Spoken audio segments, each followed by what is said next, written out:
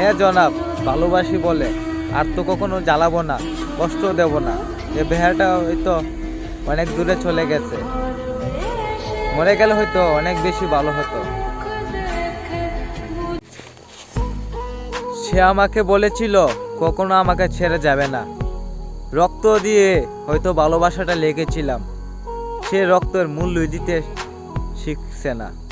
আসলে কি ভাই জানো, অনেক কষ্ট কইরা লালন পালন কইরা ভালোবাসাটা যদি সত্যি হয়, ভালোবাসা পূর্ণতা পা।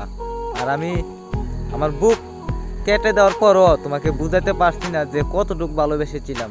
হ্যাঁ জনাব, আপনার না হওয়া ব্যর্থ মহাপুরুষ।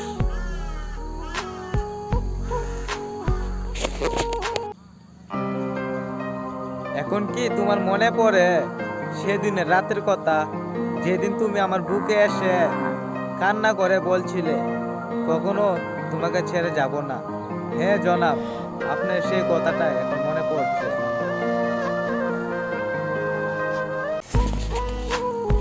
কিছু কিছু জিনিস দূর থেকে অনেক সুন্দর, যেমন আকাশের চাঁদটাও তো অনেক সুন্দর। চাঁদেরে কিন্তু সবাই ভালোবাসে, কিন্তু সূর্য এমন একটা জিনিস যে সবাই পছন্দ করে না, আবার কিছু কিছু মানুষ পছন্দ করে। কেন গরমকালে তো সবাই বলে এত রোদ, আর শীতকালে বলে আজকে সূর্যটা উঠেছে না। একবারে ভালো লাগে। যে ভাগ্যে রাখে ভাই তা আপনি পাবেন, যা ভাগ্যে আপনার নেই তা কখনো কান্না করো মরে গেল আপনি পাবেন না।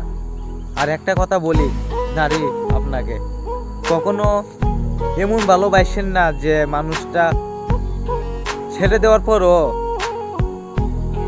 আপনার যন্ত্রণা, বিচ্ছেদের যন্ত্রণা, সে মানুষটা মরে না যায়।